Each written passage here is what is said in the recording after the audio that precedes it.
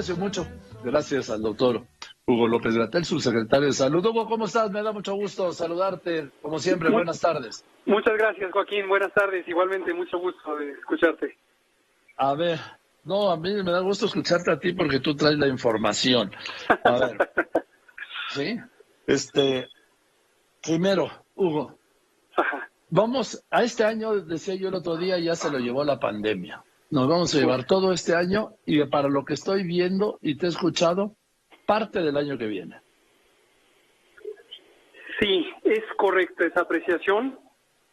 Hemos dicho, ayer lo dije con cierto énfasis en la conferencia nocturna, esto fue hoy un poco de conversación en los medios, porque ya lo habíamos dicho desde antes y en varias ocasiones. Aquí lo dijiste hace mucho tiempo. ¿Te acuerdas? Entonces, básicamente, el ciclo epidémico en México ha sido esta epidemia larga, como le llamamos desde febrero, y lo estuvimos repitiendo, que se prolonga desde febrero, fecha del primer caso, el último día de febrero, hasta octubre. Pero existe una predicción o un tratamiento de las organizaciones públicas del mundo, incluyendo la OMS, la OPS y distintas... Oye, Hugo, perdón, estás en un celular, ¿verdad? Sí. Es que se oye muy mal, se te oye muy mal. Te voy a volver a marcar, ¿sí? Bueno, perfecto. Sí. A ver si le podemos marcar a un teléfono fijo. Mientras yo pongo unos anuncios y regreso con el doctor López-Gatell. Tengo muchas preguntas que hacerle. ¿Por qué? Si la India tiene 4 millones de contagios, tiene menos muertos que México, entre otras cosas. Continúa. Doctor Hugo López-Gatell. Doctor López-Gatell, a ver.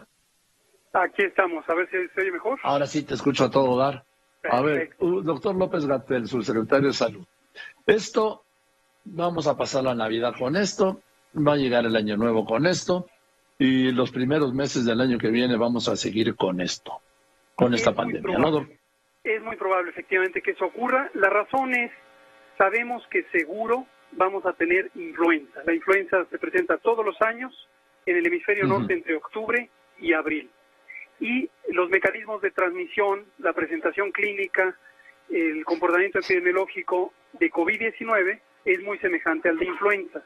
Entonces, por eso es que existe esta predicción de que podría tener un periodo de rebrote o repunte, esto independientemente de en qué fase se encuentre la curva epidémica de la oleada original, podríamos tener una exacerbación de la transmisión y que duraría hasta abril de 2021. Bien. Esto tiene que ver también, lo estoy viendo los datos de España. Este fin de semana España, que desconfinó, tuvo 29,000 casos, doctor. Hemos visto que en Francia desconfinaron y se dispararon los casos. Entonces, en México no puede ser la excepción. Con este desconfinamiento que se está llevando a cabo, por más cuidadoso que sea, va a haber un mayor número de contagios.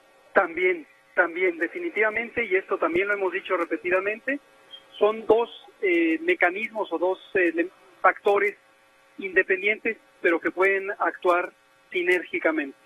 Por un lado está la estacionalidad de la presentación de las enfermedades respiratorias, de las enfermedades infecciosas respiratorias, que mucho tiene que ver con la temperatura ambiental, y hay varios factores que se han considerado ahí, la proximidad entre las personas, que es mayor durante la temporada de frío. El frío disminuye la eficiencia de los mecanismos innatos de limpieza o protección contra partículas infecciosas en la vía respiratoria. Ese es un mecanismo. Y el otro mecanismo efectivamente tiene que ver con el desconfinamiento, en la medida en que se recuperan las actividades de la vida social, las personas están próximas unas con las otras y entonces hay mayor probabilidad de que ocurran los contagios. Como ha ocurrido en otros países que estamos viendo. Es correcto. Lo que vemos ahorita en Europa Occidental es este repunte. El ejemplo de España es ilustrativo porque incluso en magnitud en este momento tienen una velocidad de contagio semejante a la que tuvieron en el primer brote. Sí. Y varios países europeos están encaminándose en la misma ruta. Reino Unido, Dinamarca, hasta cierto punto Alemania, Italia, y lo más probable es que Francia también, exacto, y todos los países del mundo están expuestos a este riesgo de rebrote en el momento en que se hace el desconfinamiento. Bien. Oí que dijiste, Hugo, que Estoy hablando con el doctor Hugo López-Gatell, subsecretario de Salud. Oí, Hugo, que dijiste que la vacuna contra la influenza, que hasta noviembre. En octubre. ¿No? La vacuna, de hecho, octubre. ya empezó a llegar, sí. Ya Sí. nos llegó desde la semana pasada el primer embarque, vamos a decir, de 1 millón de dosis. 4 días después, el 2 de septiembre, llegó 3 millones más.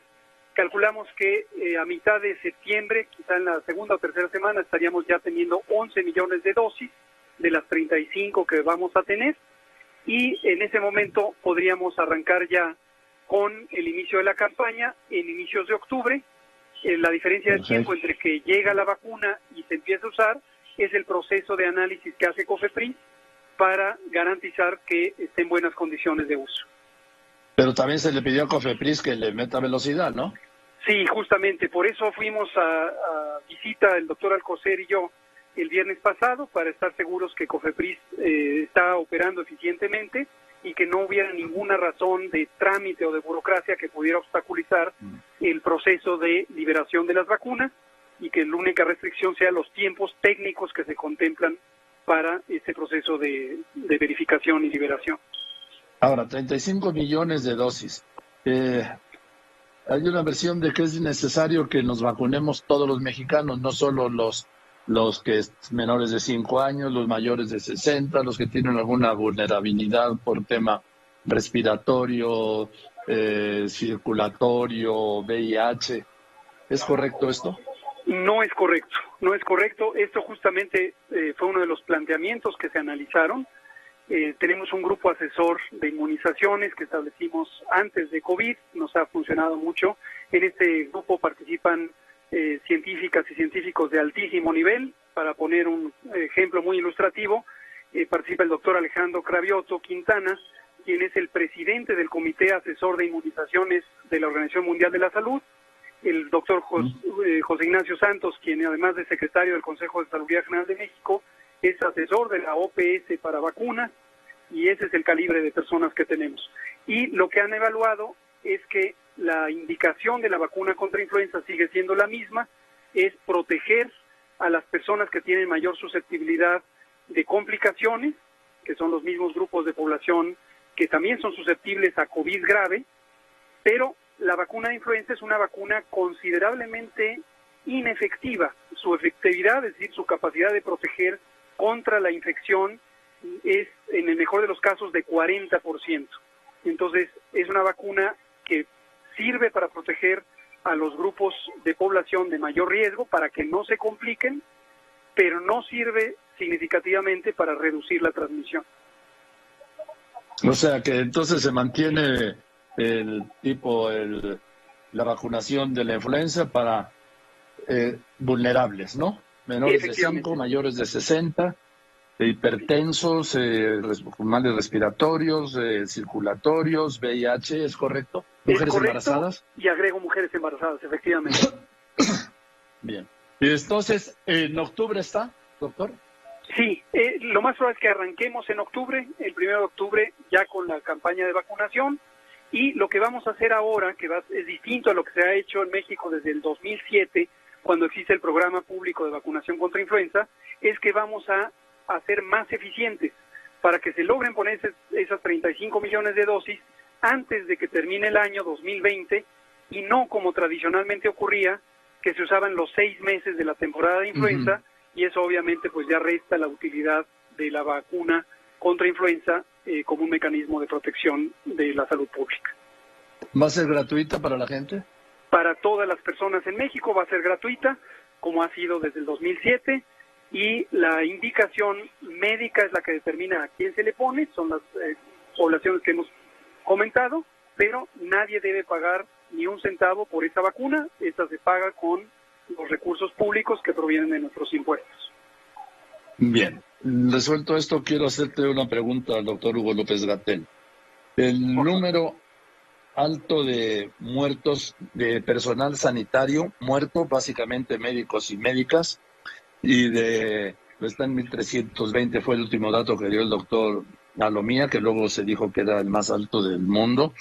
Y luego los contagios, los contagiados son más de 100,000 de personal sanitario, básicamente enfermeras y enfermeros. ¿Por qué tenemos estas cifras tan altas? Estamos hablando de casi el 20% del total de infectados es personal sanitario. Sí, es una proporción muy semejante a la de varios otros países, incluyendo los países europeos. ¿Qué volvió a ocurrir? Lo que ocurrió también cuando difundieron que éramos el primer país en muertes o el tercer país en muertes. Tercero. Cierto Ahora segmento somos el de la cuarto prensa por la utilizan India. números absolutos y no toma en cuenta el tamaño de la población. Sí, era la impresión de que es para mandar un mensaje alarmista que no tiene una fundamentación técnica concreta. Si lo comparamos entre países, considerando que tenemos distinto número de habitantes, tenemos una proporción de infecciones en el personal sanitario y también una proporción de mortalidad en el personal sanitario que es comparable con la de la mayoría de los países, por ejemplo, europeos. ¿Así, de plano? ¿Sí? Ahora, en el tema, por ejemplo, ya India, que se ha vuelto el epicentro y que por su número de habitantes va a rebasar a todos, doctor. En ese momento, teniendo 4 millones de contagios, tiene menos muertos que México, o casi igual que México. ¿Por qué es eso? México tiene 600,000 casos y la India tiene 4 millones y estamos por los 60,000 altos los dos países. Sí, la calidad del registro de distintos países varía. No quiero decir nada peyorativo de la gestión que haga el gobierno de la India, pero conozco muy bien, participé directamente en una misión de evaluación del sistema de vigilancia epidemiológica de la India en 2015, misión auspiciada por el Banco Mundial y la Organización Mundial de la Salud. Entonces conozco retos importantes. India es un país con importantes desigualdades sociales y también su infraestructura sanitaria tiene áreas de oportunidad. Entonces la calidad del registro de un evento tan importante como puede ser la mortalidad, sobre todo en poblaciones rurales, no necesariamente logra identificar en el tiempo real a todos los casos. Aquí uno de los elementos a tener presente es India no tenía certificados de defunción hace 10 o 12 años, para que se dé la población una idea de los distintos retos que en términos de información en salud y concretamente en vigilancia epidemiológica ha tenido la India. Su programa de vigilancia epidemiológica se estableció tan solo hace 10 años. Entonces, estas pueden ser algunas de las razones por las que entre países difieran en la oportunidad del registro de eventos. Ahora, la Secretaría de Salud reportó un exceso de mortalidad del 59%. Esos tienen que haber sido casos no identificados de COVID-19, ¿no, doctor? Una parte de ellos sí, lo hemos dicho muy abiertamente desde hace meses. Todos los países del mundo, todos, absolutamente todos, tienen una parte de sus números que no se pueden registrar. Cada vez que he usado esta palabra inconmensurable, me he referido a este concepto. Hay eventos que son masivos, como lo son este tipo de pandemias, y no es propósito de ningún sistema de vigilancia epidemiológica del mundo contabilizar a todos y cada uno de los casos. Además de la vigilancia epidemiológica, existen las estadísticas de salud que tienen otros métodos, otros ritmos, otros recursos y que posteriormente, al tiempo real de la epidemia, se van conociendo los tamaños reales de las poblaciones afectadas. En todo el mundo, insisto, en todo el mundo. Entonces, pongo el ejemplo con Europa. Hace un mes y medio, el Centro de Control de Enfermedades de Europa centralizó y publicó la información de 24 países europeos, me refiero a Europa Occidental principalmente, sí, en la que identifica excesos de mortalidad de 2, 3 y hasta 5 veces lo habitual de los últimos 10 años. A este fenómeno le llamamos así, mortalidad excesiva, y se explica por diversas causas durante una epidemia.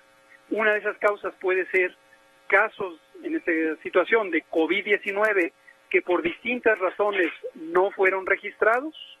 Eso pasa en Europa, eso pasa en Estados Unidos, eso pasa en Canadá, eso pasa en México y pasará en todo el mundo. Y lo segundo es exceso de mortalidad por otras causas que no se relacionan con el COVID, pero pueden tener que ver con la perturbación de la dinámica social que implica una epidemia como esta.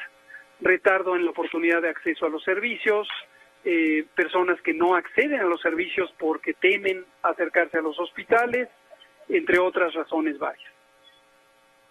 Ahora, doctor López-Gatell, estamos en una meseta larguísima, ¿no? Sí. Donde no hay baja, estamos en una meseta que puede durar, pues no sé, hasta el año que viene. No necesariamente. Llevamos ya 6 semanas, ayer lo comenté en la conferencia nocturna, 6 semanas de descenso. El ACME, propiamente dicho, fue en la semana 29, hoy estamos en la 37, y en la semana 29 tuvimos el ACME y ya llevamos 6 semanas continuas de reducción. No siempre se ha reducido a la misma velocidad. Entre la semana 33 y la 34, de hecho, no hubo cambio, pero entre la 34 y la 35 vuelve a haber cambio a la baja. Ojalá que en la medida en que el desconfinamiento se siga haciendo de manera controlada, recordar, por parte de las autoridades sanitarias de los estados, esta percepción que se tiene que desde la Secretaría de Salud se controla todo el desconfinamiento es falso. Cada estado, cada gobernador y cada secretaria y secretario de Salud toma las decisiones concretas sobre qué se abre y cuándo se abre, con base en los lineamientos generales que ha emitido la Autoridad Sanitaria Federal, que es la Secretaría de Salud. Entonces, sí, así vemos, por ejemplo, que Tamaulipas tenía naranja en el norte, amarillo en el centro, o sea, entonces la capital Ciudad Victoria, y rojo en el sur. Es correcto, hay una importante variabilidad. Otro ejemplo es Ciudad Juárez y Chihuahua capital, o Chetumal versus Cancún, tienen distintos ritmos, incluso al interior de los estados. Por eso es importante que las autoridades estatales tengan la libertad y la flexibilidad de ir ejerciendo sus propias decisiones, y siempre llamamos a toda la población del país a que atiendan a las instrucciones específicas sobre desconfinamiento que vayan estableciendo los estados. En la medida en que este desconfinamiento siga ordenado y que la mayoría de las personas sigamos las medidas de seguridad sanitaria, la sana distancia, el uso de cubrebocas, el lavado de manos, etcétera, vamos a tener que el descenso se pueda dar, el descenso de los casos, me refiero, de los contagios, al tiempo que vayamos reactivando la actividad social y económica. Doctor López-Gatell, la Organización Mundial de la Salud llamó a crear un panel, ya eligió a los que lo van a integrar, para que ese panel independiente haga una evaluación de la actuación de la OMS en esta pandemia.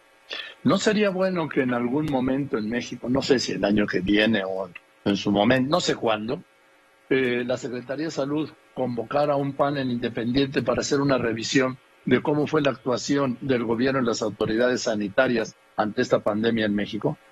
Sí, de hecho ya lo estamos preparando y justamente es muy importante. No hay cosa más constructiva para una sociedad que la transparencia, la apertura, la rendición de cuentas y la crítica constructiva.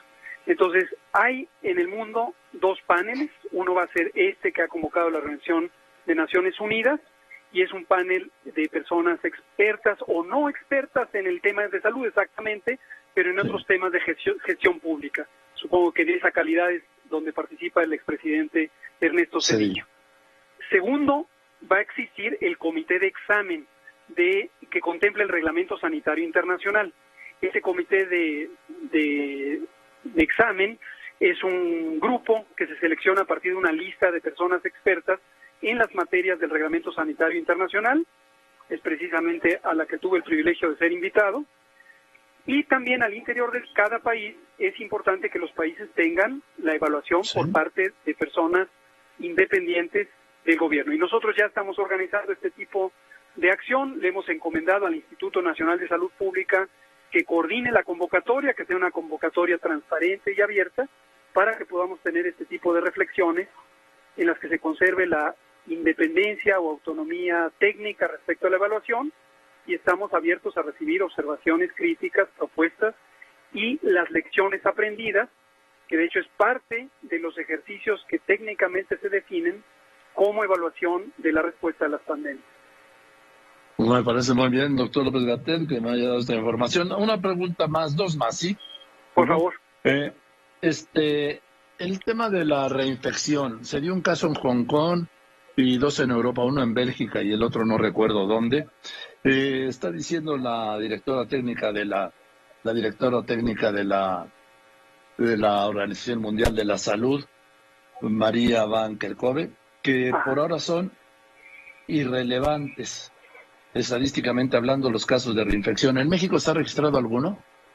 En México hemos tenido varios, unas 12 o 15, y coincido con mi amiga María, es irrelevante cuando consideramos el enorme número, más de 25 millones de personas que han sido registradas, que tengamos prácticamente casos anecdóticos. Quizás si contáramos todos los que se han publicado en el mundo, no pasan de 20 o 40.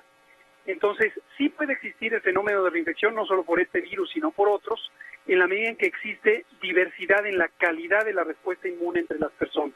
No todo el mundo tiene la posibilidad de generar respuesta inmune protectora de larga duración, y podría ser que algunas personas sean reinfectadas, pero su significado, tanto en términos de la interpretación de los síntomas y el manejo clínico, como su significado epidemiológico, en la medida en que pudieran contagiar, coincido con María Van Kerkhove, es irrelevante.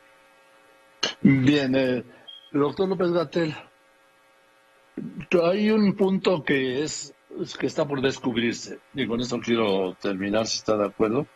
Hay Por un favor. punto que está por descubrirse, que es qué va a ocurrir con la convivencia simultánea del COVID-19, un virus que en realidad sigue siendo más desconocido que conocido, y la influenza estacional. Porque no se Sí, puede prever, yo creo que no se puede prever, yo soy ignorante, por supuesto, sí, el científico usted, no se puede prever cuál pueda ser la consecuencia, porque todavía no se conoce bien a bien y fondo a fondo el COVID-19, el virus. es correcto. Hay mucho por conocer todavía en la fisiopatología, es decir, el mecanismo de daño que puede producir el virus SARS-CoV-2 causante de COVID-19. También hay mucho por conocer de la calidad, duración y mecanismos de la respuesta inmune. Y lo que sí sabemos es que las manifestaciones clínicas, es decir, la enfermedad, los síndromes que produce COVID-19, se parecen a los de influenza. Entonces, algunas cosas que sí podríamos anticipar, y son parte de esta predicción en la que pudiera haber un repunte de COVID-19 entre octubre de 2020 y abril de 2021, es que vamos a tener un número importante de casos si es que se suman las dos enfermedades. Eso va a representar un reto para poder atender a las personas. También va a representar un reto en términos de diagnóstico, poder distinguir Claro. una persona que llegue con tos, fiebre, dolor de garganta, dolor de cabeza, a cuál de las dos enfermedades corresponde. Y esto tiene importancia porque mientras que para influenza existen tratamientos antivirales como el oseltamivir, no los hay para COVID. Entonces no pueden convivir en las mismas salas de hospitalización pacientes con una u otra enfermedad. Pues es una complicación que a ver cómo se resuelve. En fin, doctor, pues te aprecio mucho, Hugo, como siempre, todo este tiempo, y para responder todas esas dudas de las personas, ¿sí? Y además, no, este punto es que me está llegando ahora. ¿Cuándo vamos a llegar al semáforo verde? Yo digo que quién sabe, pero yo te pregunto a ti. Sí, gracias por preguntármelo, Joaquín. Siempre que me piden predicciones, lo que ocurre es que algún segmento de la sociedad genera expectativas falsas, como si las predicciones científicas o técnicas fueran promesas. Entonces, O caso que plazos prefiero ya fatales. no hacer. Sí, y solo sí, y vuelvo a enfatizar, sí y solo sí, la trayectoria de las curvas epidémicas se mantiene como hasta ahorita, lo cual depende del comportamiento social, de la velocidad del desconfinamiento, de que las personas cumplan con las medidas de seguridad sanitaria.